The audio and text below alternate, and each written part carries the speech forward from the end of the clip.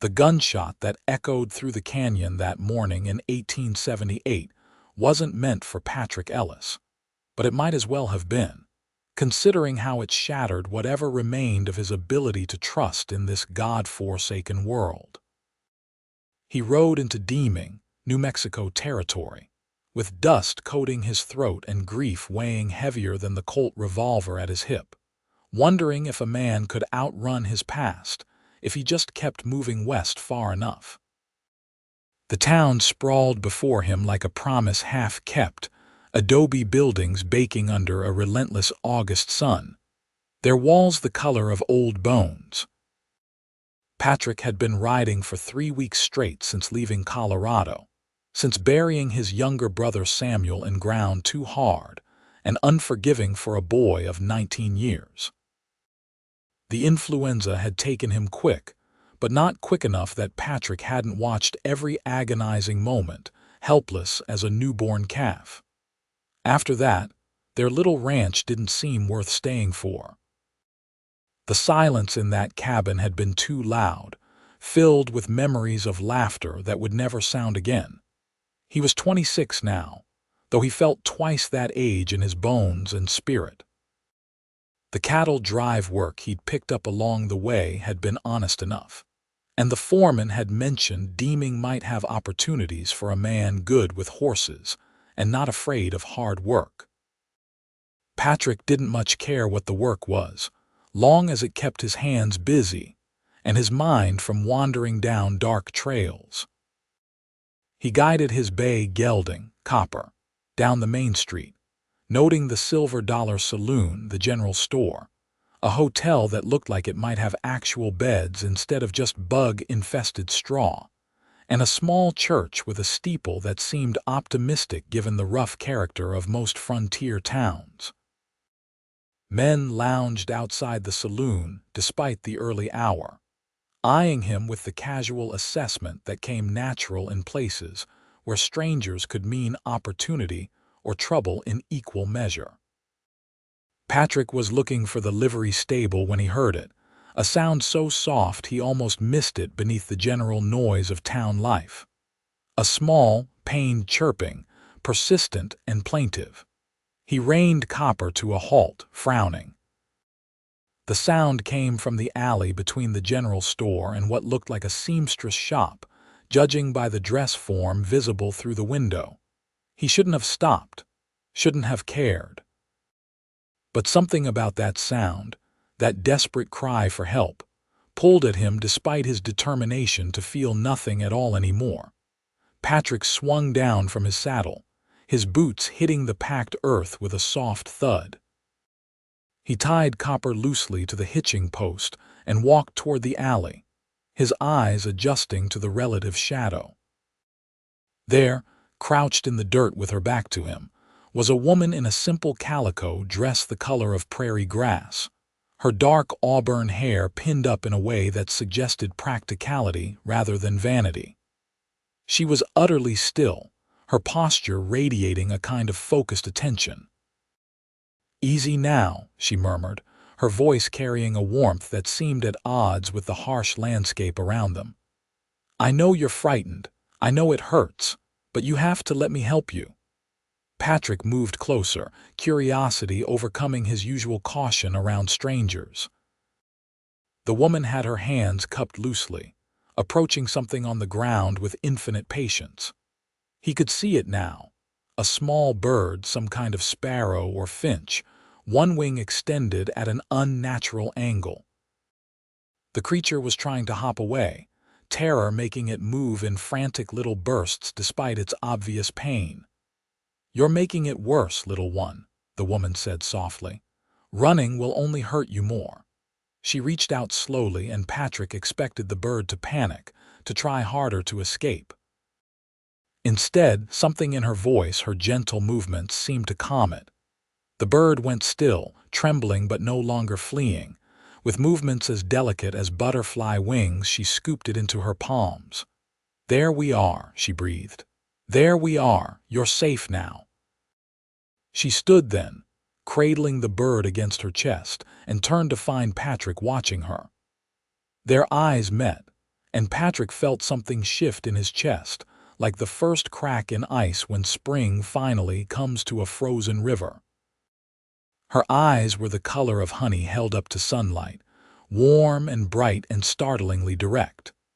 Her face was more interesting than beautiful, with a determined chin and a scattering of freckles across her nose that spoke of hours spent outdoors.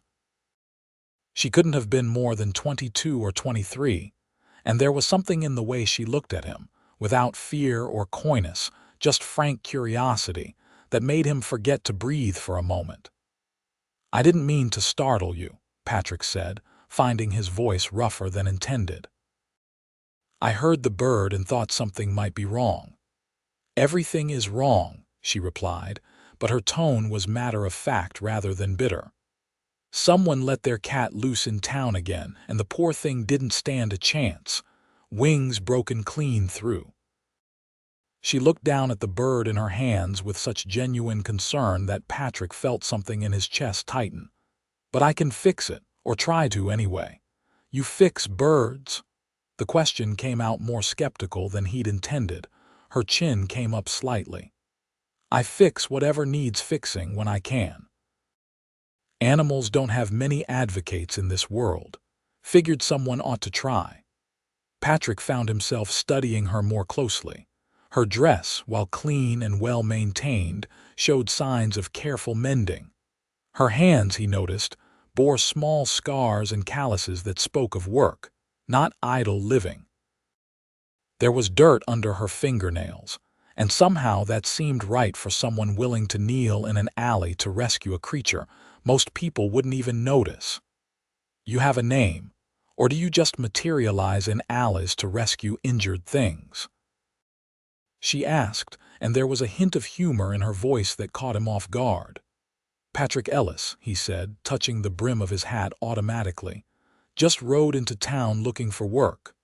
"Catherine James," she replied. "Most people call me Catherine, not Kathy, and you're in luck." Mr. Henderson, who runs the livery stable, was just complaining yesterday about needing help. He's getting on in years and can't manage all the horses that come through on his own anymore. You know everyone's business in town. "I run the seamstress shop," Catherine said, nodding toward the building beside them. "People talk while I fit them for clothes. You learn things." She glanced down at the bird again, and concern flickered across her features. "I need to get this little one settled. The sooner I can splint that wing, the better chance it has." "Where will you take it?" Patrick asked, surprising himself with the question. He shouldn't care, shouldn't want to prolong this conversation. But something about her, about the gentleness in her hands and the determination in her eyes, made him want to stay just a little longer. "My shop. I have a room in the back where I live. It's not much, but it's quiet, and I can keep an eye on injuries that need tending." She studied him for a moment, those honey-colored eyes seeming to see more than he was comfortable with. "You could come along if you want. I could use someone with steady hands to hold him while I work." Patrick knew he should decline. Should find the livery, secure work and lodging, keep his distance from complications. But he found himself nodding before his better judgment could intervene, lead the way. Catherine's shop was small but tidy. Bolts of fabric lining shelves along one wall, a dress form standing sentinel near the window, and a large work table covered with pins, scissors, and partially completed garments. The back room she led him to was indeed modest, containing a narrow bed, a small stove, a table with 2 chairs, and various boxes and baskets that appeared to house previous rescue efforts. "How many animals do you have back here?" Patrick asked, noting a box with soft fabric where something seemed to be sleeping. "Right now, a rabbit with a bad leg that should be ready to release in a few days, and a young fox that got separated from its mother. I'm hoping she'll be strong enough to survive on her own soon." Catherine set the bird gently on her table and moved to gather supplies. "I'm not trying to keep them as pets, just giving them a chance to heal before sending them back where they belong. She returned with strips of clean cloth, some thin pieces of wood that looked like they'd been shaped specifically for this purpose, and a small bottle of what Patrick guessed was laudanum. Her movements were efficient, practiced. This wasn't her first injured creature. "Hold him just like this," she instructed, demonstrating how to cup the bird securely without putting pressure on the damaged wing. Firmly enough that he can't hurt himself struggling, but gentle enough not to add to his injuries. Patrick took the bird as carefully as he could, feeling the rapid flutter of its heartbeat against his palms, the fragile architecture of bones beneath soft feathers. It was terrifying, holding something so delicate, knowing one wrong move could end its life. His hands, which had pulled calves from struggling heifers and broken wild horses to saddle, suddenly felt too large and clumsy. "You're doing fine," Catherine said quietly, as if sensing his uncertainty. "Just keep him steady." She worked with sure, gentle movements, examining the wing with careful fingers, making soft, reassuring sounds to the bird. Patrick found himself watching her face more than her hands, noting the way she bit her lower lip in concentration, the way her brow furrowed when she felt along the break in the wing bone. "There," she murmured. "It's a clean break. That's good. Means it should heal straight if I can set it properly." She administered a tiny drop of laudanum, waited a moment for it to take effect, then began the delicate process of aligning the wing and splinting it with the small pieces of wood and strips of cloth. Her fingers moved with the same precision Patrick imagined she used when sewing fine seams, each movement purposeful and sure. "Why do you do this?" he asked, his voice low to avoid startling the bird. "Most people wouldn't bother with something so small."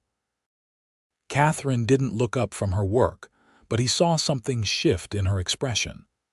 "My father used to say that how a person treats the helpless says everything about their character. Animals can't speak for themselves, can't ask for mercy or help. They're entirely at our mercy." She secured the final strip of cloth and sat back, examining her work critically. "I guess I just can't stand by when I have the ability to help, even if it's just one small bird in a world full of suffering. Sounds like your father was a good man." "He was." The past tense hung heavy in the air between them. "He died 2 years ago. Typhoid. My mother had passed when I was young, so it was just the two of us. He was a doctor, actually. Came out west because he believed everyone deserved medical care, not just those who could afford it.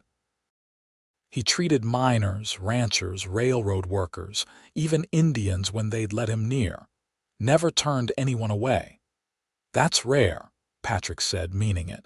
He'd known too many men who thought compassion was weakness, who measured worth in gold and land and power. "He taught me everything he knew. Wanted me to carry on his work, but people around here aren't too keen on women doctors.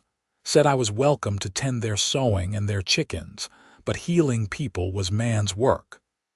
There was no anger in her voice, just resigned acceptance of reality.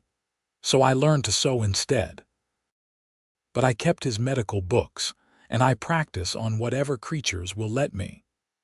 She gently transferred the bird to a small box lined with soft cloth, creating a nest where it could rest without putting weight on the injured wing. The bird, drowsy from the laudanum and exhausted from fear and pain, settled almost immediately. "You can let go now," Catherine said, and Patrick realized he'd been maintaining the holding position even though the bird was no longer in his hands. He lowered them, flexing his fingers. "Will it live?" he asked. "If infection doesn't set in and it doesn't give up. Sometimes that's the hardest part. Some creatures have the will to fight and some just let go." She covered the box partially with a light cloth, leaving enough air flow but creating darkness to help the bird rest. "We'll know in a few days." Patrick should have left then. Should have thanked her for the information about the livery job and gone about his business. Instead, he found himself asking, "You said your father treated anyone who needed help. Did he teach you to be fearless, or were you born that way?" Catherine laughed, a sound that reminded Patrick of water over stones, clear and bright. "Fearless. I'm terrified most of the time, afraid I'll make a mistake and hurt more than help, afraid that trying isn't enough. But fear and action aren't opposites. You can be afraid and still do what needs doing." Something in those words struck Patrick like a physical blow. He'd been so consumed by his grief, so certain that feeling anything at all was too dangerous, that he'd forgotten there might be another way to move through the world. "I should let you get back to your work," he said, though he didn't move toward the door. "The livery is 2 buildings down across the street," Catherine said. "Mr. Henderson is usually there this time of day. Tell him I sent you. He trusts my judgment." "Why would you vouch for me?" "You don't know anything about me." Catherine looked at him directly, those honey-colored eyes seeing straight through whatever walls he tried to maintain. "I know you stopped when you heard something in pain.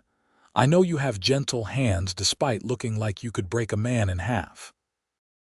I know you asked questions like you actually cared about the answers." She smiled slightly. "That's enough for me to recommend you to a man who needs help with horses." Patrick felt something warm unfurl in his chest, something he'd thought frozen solid after Samuel's death. "Thank you," he said, and meant it for more than just the job reference. He left her shop and walked back into the brilliant sunlight, collecting copper from the hitching post. The town seemed somehow different now, less hostile, more like a place where he might actually stop running. He found the livery stable exactly where Catherine had indicated. A large barn-like structure with a corral attached where several horses stood in the shade. Mr. Henderson turned out to be a weathered man in his 60s with kind eyes and joints that clearly pained him when he moved. He looked Patrick over with the practiced eye of someone who'd spent a lifetime with horses.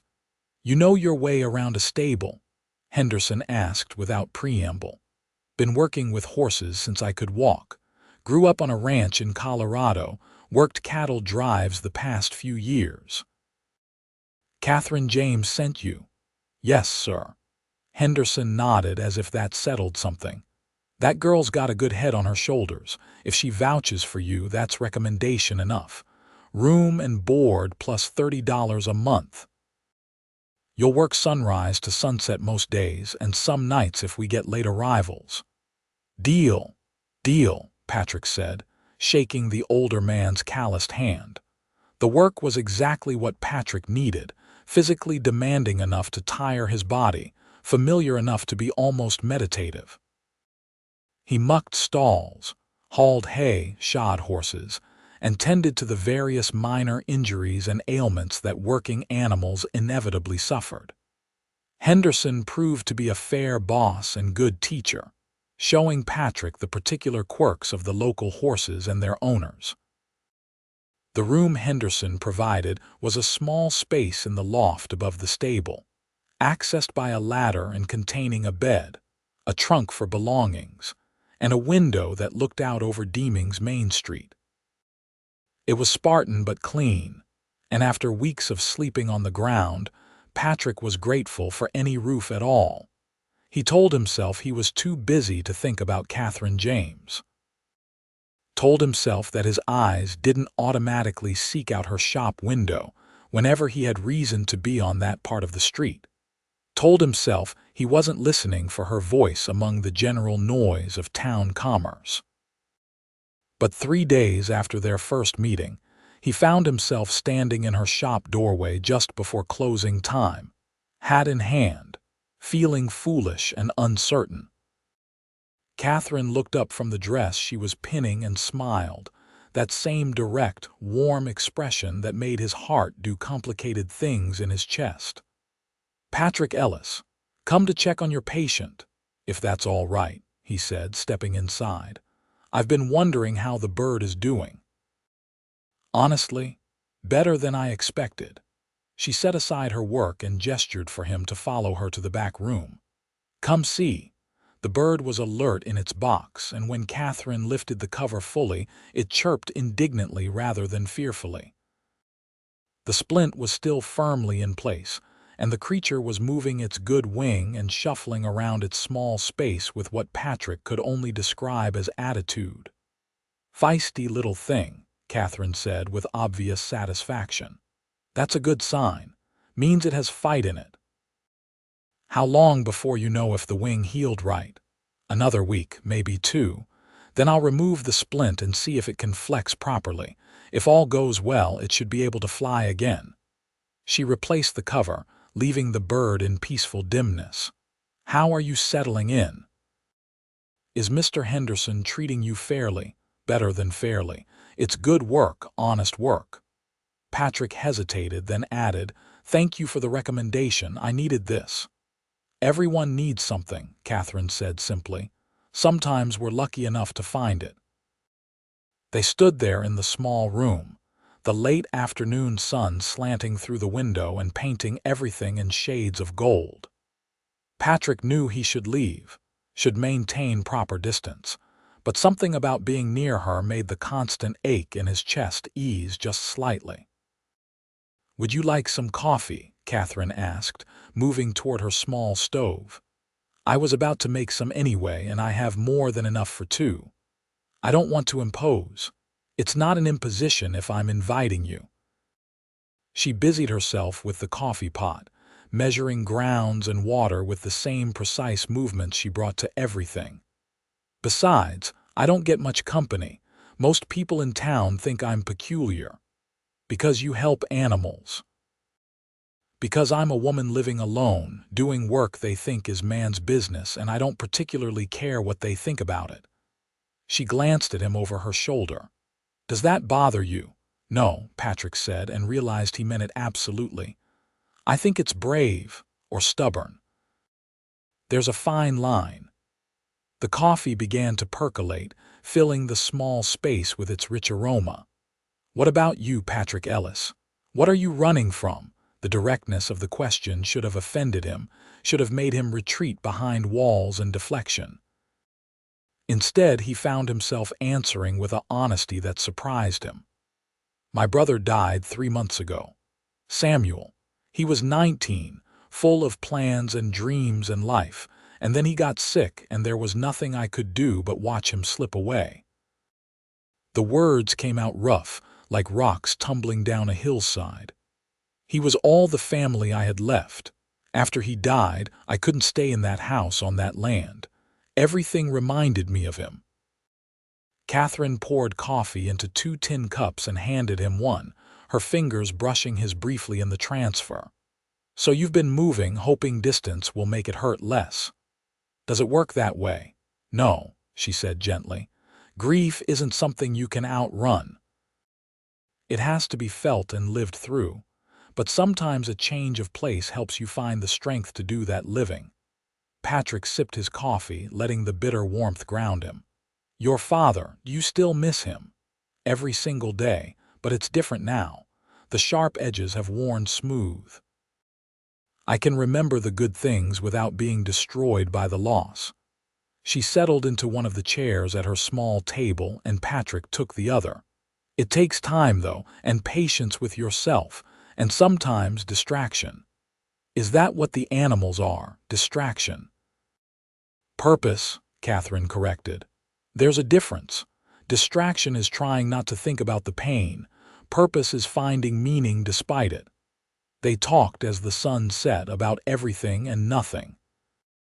Catherine told him about growing up the daughter of a frontier doctor, about learning to set bones on dolls before graduating to animals, about her father's unflagging belief that everyone deserved dignity and care.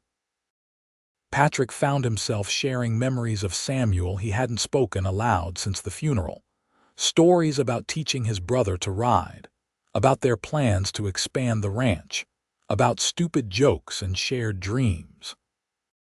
When he finally left, the stars were brilliant overhead, and Patrick felt lighter than he had in months. He went to bed in his small room above the stable and slept without nightmares for the first time since Samuel died. The pattern established itself naturally over the following weeks. Patrick would work at the livery, and in the evenings, he'd find himself at Catherine's shop. Sometimes he'd help her with injured animals, holding them steady while she worked her gentle magic. Sometimes they'd just talk over coffee, sharing the quiet companionship of two people who understood loss and were learning to live beyond it. The bird's wing healed beautifully. Catherine removed the splint 2 weeks after Patrick arrived in Deming, and they both held their breath as she gently extended the wing, checking its range of motion. The bird tolerated the examination with dignity, then promptly flew to perch on the edge of its box, chittering what sounded like triumph. "Tomorrow," Catherine said, her face glowing with satisfaction. "Tomorrow I'll take it outside and let it go." "Can I come with you?" Patrick asked.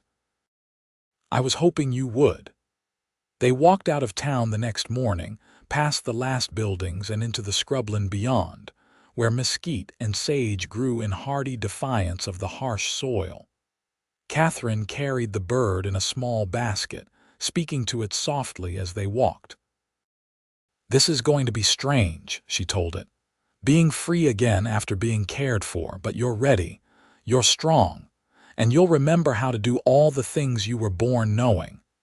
Patrick wondered if she was really talking to the bird or to herself. Maybe both. They stopped in a clearing where the morning sun was just beginning to warm the earth. Catherine opened the basket and carefully lifted the bird out, cradling it one last time in her palms. "Lie safe, little one," she whispered, and opened her hands. For a moment, the bird just sat there as if uncertain.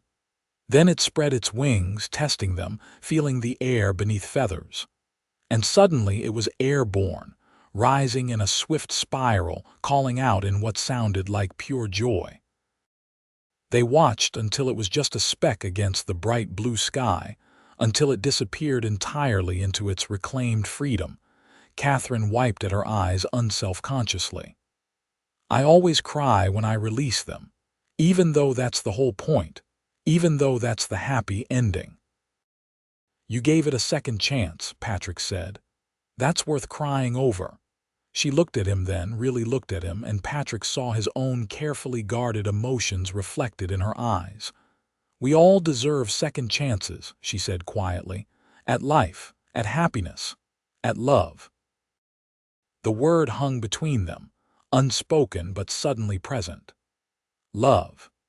Patrick had been so focused on surviving his grief that he hadn't noticed when survival had shifted into something else, when Catherine's presence had become essential rather than merely pleasant. "Catherine," he started, his voice rough with emotion he'd been holding back for weeks. "I know," she said. "I feel it too. I've been feeling it since you walked into that alley and cared enough to ask why I was helping something so small and seemingly insignificant." "Nothing about you is insignificant," Patrick said, stepping closer. "You're the bravest, kindest, most remarkable person I've ever met. You make me want to be better, to feel things again instead of running from them." "Patrick Ellis, are you telling me you've fallen in love with me?" Her tone was light, but her eyes were serious, vulnerable. "I'm telling you that I'm terrified of it, but yes, completely, impossibly. I love you, Catherine James." She smiled then, brilliant and unreserved, and stepped into his arms as naturally as breathing. "Good. Because I love you too, and I was starting to wonder if you'd ever work up the courage to say something about it." He kissed her there in the scrubland, with the sun warm on their shoulders and the endless sky overhead, and it felt like coming home after a long journey through darkness. Her lips were soft and sure against his, and when they finally pulled apart, both breathless, Patrick felt like he'd been given his own second chance at living. "So what happens now?" he asked, keeping her close, unwilling to let go. "Now we figure it out together," Catherine said. "I have my shop." You have your work at the livery. We build something real and lasting between us. In Deming, New Mexico territory. Is that all right with you? I know it's not much of a town. Patrick thought about the months of running, of trying to escape his pain through movement and distance. He thought about the small room above the stable that had started to feel like home, about honest work with horses, about evening coffee and shared stories and gentle hands healing broken wings. It's perfect, he said. As long as you're here, it's perfect. They walked back to town hand in hand, and if people noticed and whispered, neither of them cared. Let them talk. Let them have their opinions. Patrick had spent too long being numb, and Catherine had spent too long being alone in her purpose. They'd found each other, and that was worth any amount of small-town gossip. Henderson noticed the change in Patrick immediately. The older man was grooming a mare when Patrick returned to the stable, and he looked up with a knowing smile. Finally told her, did you? Patrick felt heat rise to his face. That obvious, son, you've been walking around here for weeks looking like a lost puppy every time that girl's name got mentioned. I was starting to think you'd never work up the nerve. Henderson patted the mare's shoulder. Catherine's good people. Her father was one of the finest men I ever knew. She takes after him. I want to marry her, Patrick said, the words coming out before he'd fully formed the thought. But once spoken, he knew they were true.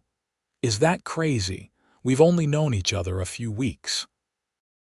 Time doesn't always measure what matters. My wife and I knew after 3 days we'd spend our lives together. We had 32 years before she passed, and I'd do it all again for even one more day. Henderson's eyes were distant, remembering. Don't waste time second-guessing what your heart knows. Life's too uncertain and too short. Patrick thought about Samuel, about how quickly everything could change, about how grief had taught him that nothing was guaranteed. You're right, thank you. For what? For taking a chance on a stranger, for giving me work and a place to stay, for treating me like family. Henderson waved away the thanks gruffly. You earned your keep and then some. Now get back to work before you get all sentimental on me. But there was warmth in the old man's voice, and Patrick went about his tasks with a lightness he hadn't felt in longer than he could remember. He started planning the proposal immediately, trying to figure out how to make it special, meaningful. Catherine wasn't the type to care about grand gestures, but he wanted her to know how serious he was, how completely he'd committed his heart to hers. The answer came to him a week later, when he was shoeing a particularly stubborn gelding. The horse belonged to a traveling merchant who dealt in goods from Mexico, and while waiting, the man showed Patrick some of his wares. Among the leather goods and woven blankets was a small silver ring, simple and elegant, with a turquoise stone set in delicate metalwork. My wife makes these, the merchant said. Takes her months to complete each one. That stone came from a mine near Santa Fe. How much? Patrick asked, already knowing he'd pay whatever the price. The merchant named a figure that would take most of Patrick's saved wages, but Patrick didn't hesitate. He counted out the money and held the ring up to the light, imagining it on Catherine's finger. That evening, instead of going directly to Catherine's shop, Patrick went to the small church. The minister, Reverend Thompson, was a soft-spoken man who'd been kind to Patrick since his arrival. He looked up from the Bible he was reading when Patrick knocked on the open door. Patrick, what can I do for you? I want to marry Catherine James. I'm hoping you'll perform the ceremony, assuming she says yes. Reverend Thompson smiled. I've been wondering when you two would figure out what everyone else in town already knew. Of course I'll marry you. Have you spoken to her yet? Tonight. I wanted to make sure everything was in place first. That's wise. Catherine deserves a man who thinks ahead, who plans for a future. The minister stood and shook Patrick's hand. Bring her by whenever she's ready. We'll make it official." Patrick found Catherine in her shop, working on what looked like a wedding dress for someone else. The irony wasn't lost on him. She looked up when he entered, and her whole face lit up in a way that made his heart stammer. "You're late," she said, but there was no criticism in it. "I was starting to worry." "I was making arrangements," Patrick said, moving to stand beside her work table. His hand went to his pocket, fingers closing around the ring. "Catherine, I need to ask you something." She set down her needle, giving him her full attention. "You look serious. Should I be worried?" "No, at least I hope not." He pulled out the ring, holding it between them. "I know we haven't known each other long. I know there's still a lot we're learning about each other. But I also know that you've brought light back into a life I thought would be dark forever. You've reminded me that healing is possible, that hope isn't foolish, that love is worth the risk of pain." Catherine's eyes were already shining with tears, but she didn't interrupt. "I don't have much to offer," Patrick continued. "Just honest work, a small room above a stable, and a heart that belongs completely to you. But if you'll have me, I promise to spend every day trying to be worthy of the gift you are. Catherine James, will you marry me?" "Yes," she said, the word coming out choked with emotion. "Yes, absolutely yes." He slipped the ring onto her finger, and it fit perfectly, the turquoise catching the lamplight.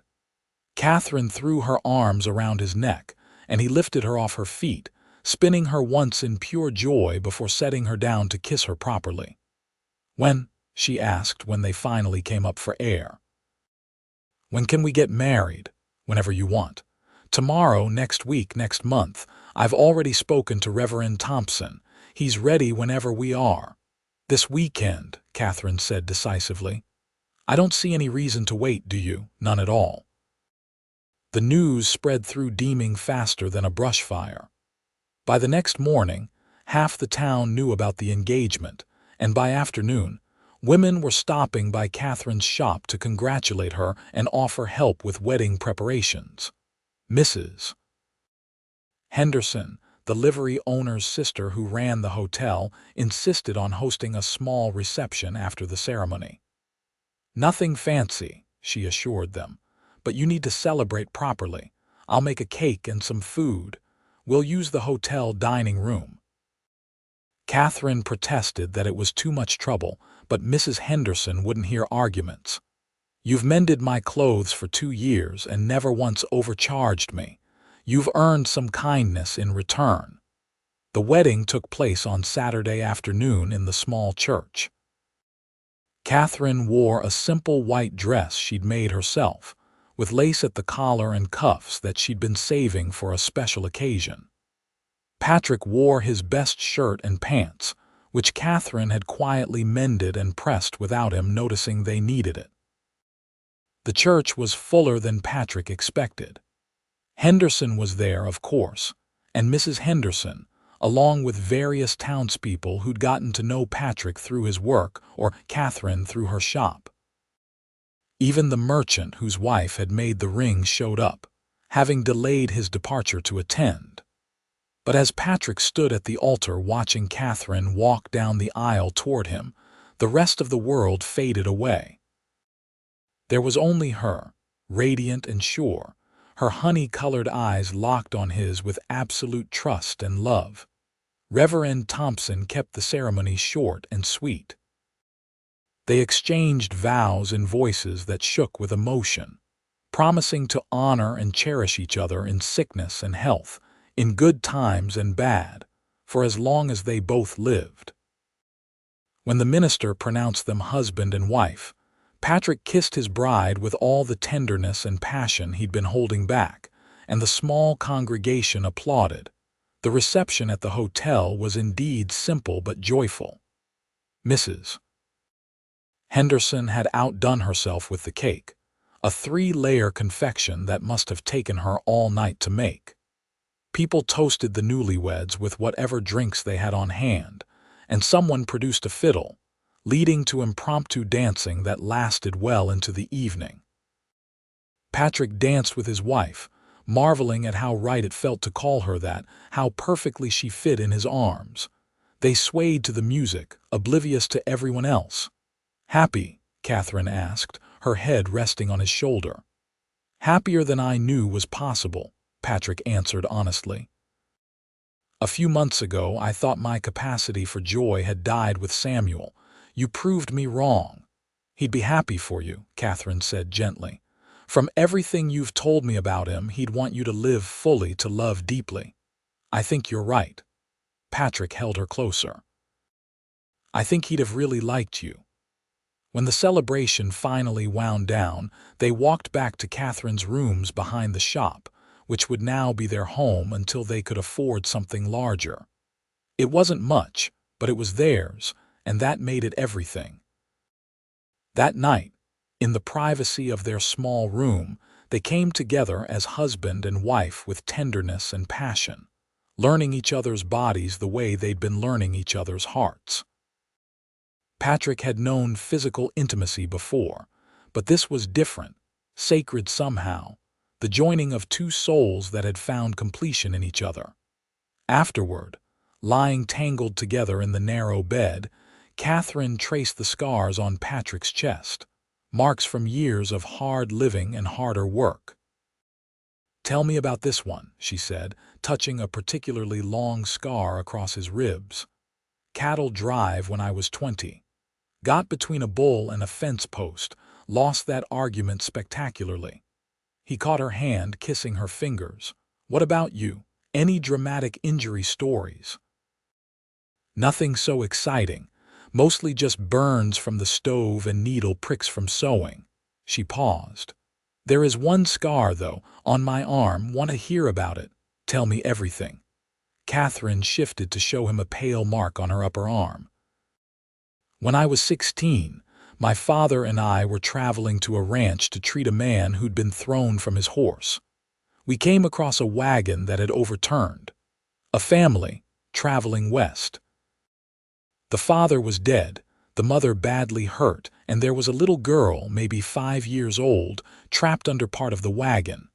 Patrick listened, running his fingers gently over the scar. "My father went to help the mother, and I tried to free the girl. But the wagon shifted and I got my arm caught. The edge was sharp, cut deep. I could have pulled back, probably should have, but the girl was crying and I couldn't leave her there." Catherine's voice was quiet, remembering. "My father got to us, helped me get her out. My arm bled like crazy and he had to stitch it up right there. Said I was foolish for risking myself. But you do it again. In a heartbeat, the girl lived. That's what mattered." She looked up at him. "My father also said he was proud of me." "That courage isn't the absence of fear, it's acting despite it. Sounds like him and Samuel would have gotten along. My brother was always getting into scrapes trying to help people." Patrick felt the familiar ache of loss, but it was softer now, bearable. "He tried to help an old widow fix her roof once. Nearly broke his neck falling off. Did he fix the roof? Eventually. With me helping and yelling at him the whole time about being careful." Patrick smiled at the memory. "She baked us pies for a month afterward. Samuel said it was worth the bruises." They talked into the night, sharing stories and dreams, planning a future that felt suddenly full of possibility. They spoke about expanding Catherine's shop, maybe adding a small clinic for animals. Patrick mentioned his dream of eventually owning his own stable, breeding and training horses. Everything seemed achievable, as long as they had each other. The months that followed their wedding were among the happiest of Patrick's life. He continued working at the livery, and Henderson eventually offered him a partnership, recognizing Patrick's skill and dedication. Catherine's shop thrived, her reputation for fine sewing spreading to neighboring towns. And together, they continued rescuing and healing injured animals, their home becoming a quiet sanctuary for broken wings and damaged paws. Winter came to New Mexico territory with surprising gentleness, cool nights and mild days. Catherine discovered she was pregnant in January, and the news filled them both with joy and terror in equal measure. "What if I can't do this?" she asked one night, her hand resting on her still flat stomach. "What if I'm not enough?" "You fixed a bird with a broken wing using strips of cloth and wood splints," Patrick reminded her, pulling her close. "You've healed countless creatures that everyone else had given up on. You have your father's knowledge and skill, and more love in your little finger than most people have in their whole bodies. You're going to be an amazing mother." "We're going to be amazing parents," Catherine corrected. "Together." The baby arrived in September of 1879, a healthy boy with his mother's eyes and his father's stubborn chin. They named him Samuel James Ellis, honoring both Catherine's father and Patrick's brother. Holding his son for the first time, Patrick felt the final pieces of his broken heart slide back into place. This was healing. This was hope. This was love multiplied beyond measure. Catherine proved to be exactly the mother Patrick knew she'd be, patient and fierce in equal measure. Treating their son with the same gentle competence she brought to every living thing in her care. And Patrick found that fatherhood suited him, that the skills he'd learned caring for animals translated surprisingly well to caring for an infant. Henderson was delighted with the new addition, showing up with a hand-carved rocking horse that must have taken him months to complete.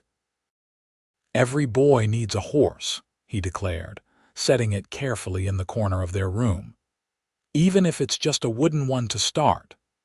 Mrs. Henderson knitted blankets and clothes, and other townspeople brought food and small gifts, their initial skepticism about Catherine long forgotten.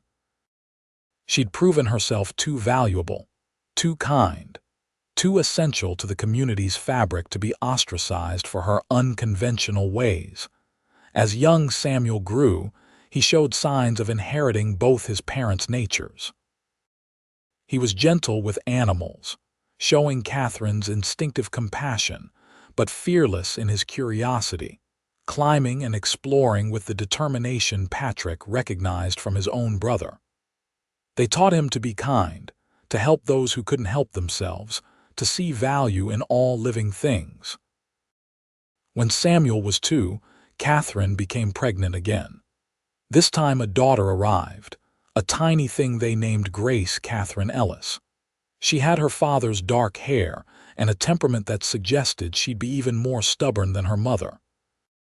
Patrick found himself overwhelmed sometimes by the sheer amount of love he felt, by how full his life had become.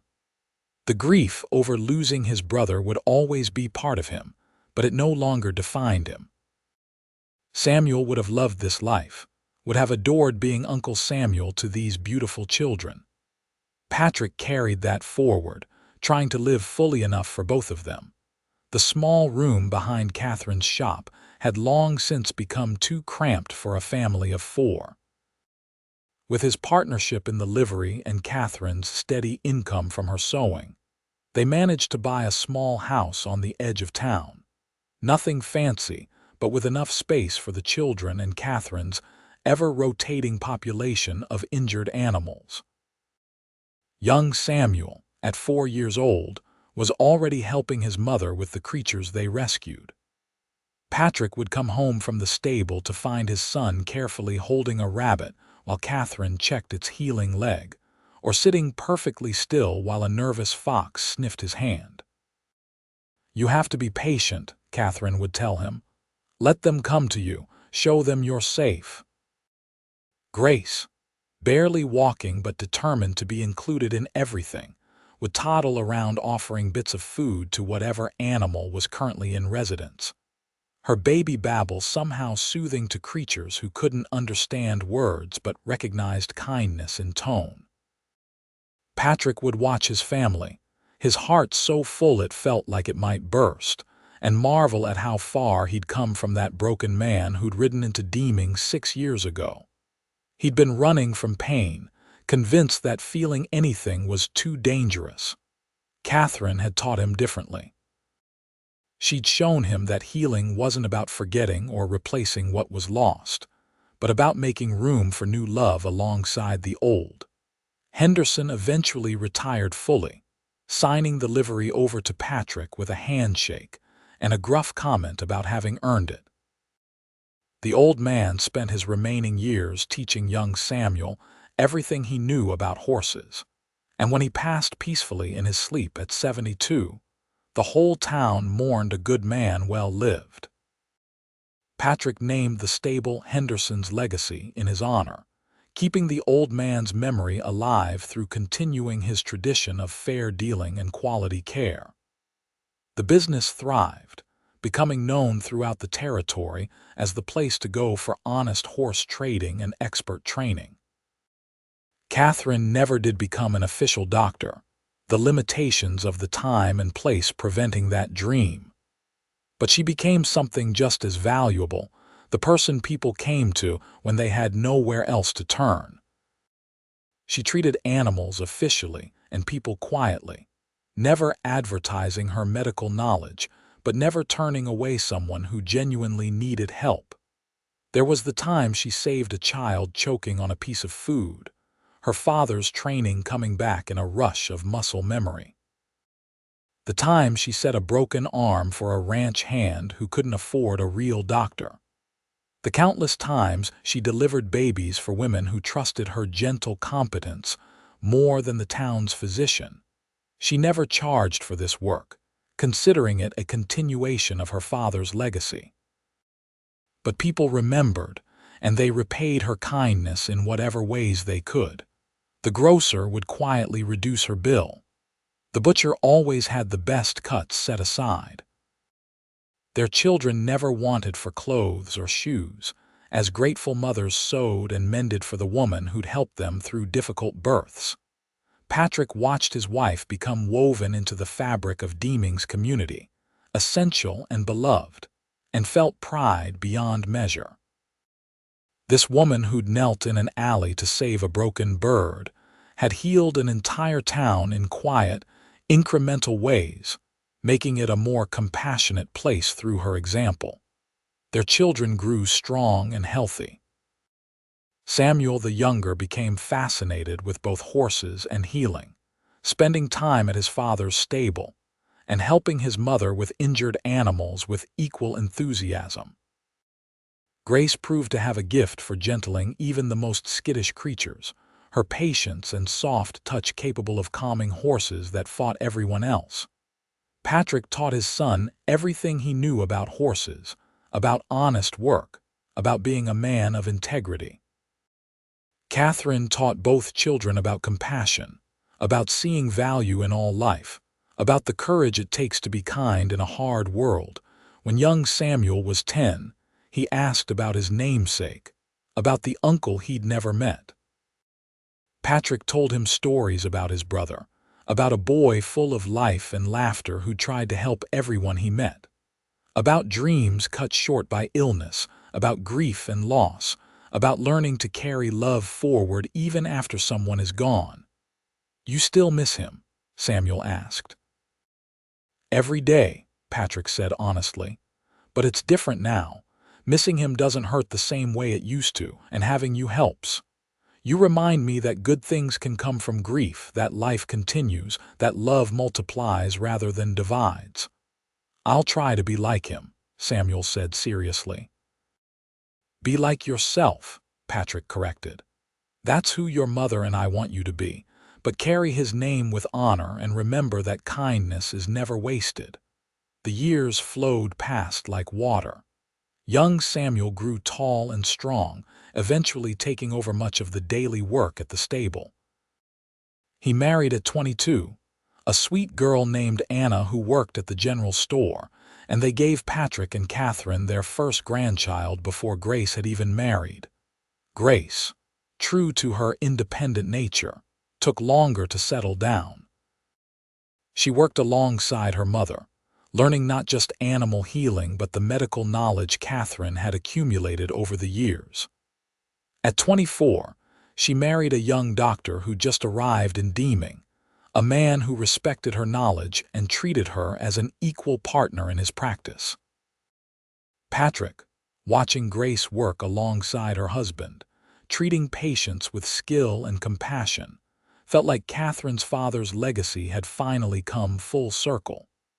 The work he'd started, that Catherine had continued in her limited way, was now flourishing without restriction through their daughter. Catherine, her hair now shot through with silver but her honey-colored eyes still bright with purpose, continued rescuing injured creatures well into her 50s. She moved slower now, her joints protesting the years of hard work, but her touch remained as gentle and sure as ever. "Do you ever regret it?" Patrick asked her one evening as they sat on the porch of their home, watching the sun paint the New Mexico sky in shades of orange and gold. "Not becoming a real doctor, not having the recognition you deserved." "I have exactly what I deserve," Catherine said, lacing her fingers through his. "A good life, meaningful work, children and grandchildren who carry forward what matters. Recognition from strangers means nothing compared to that." "I love you," Patrick said, the words as true and necessary as breathing. "I've loved you since the moment I saw you trying to help a broken bird in an alley. I know. I loved you just as quickly, watching you care enough to stop and ask why." She leaned her head on his shoulder. "We've had a good run, haven't we? The best. And we're not done yet." They had another decade together, years of watching grandchildren grow, of continuing their work, of growing old side by side. When Catherine finally passed at 64, her heart simply stopping one night in her sleep, Patrick grieved deeply, but without the desperate brokenness of his youth. He'd learned from her that grief and gratitude could coexist, that celebrating a life well lived was as important as mourning its end.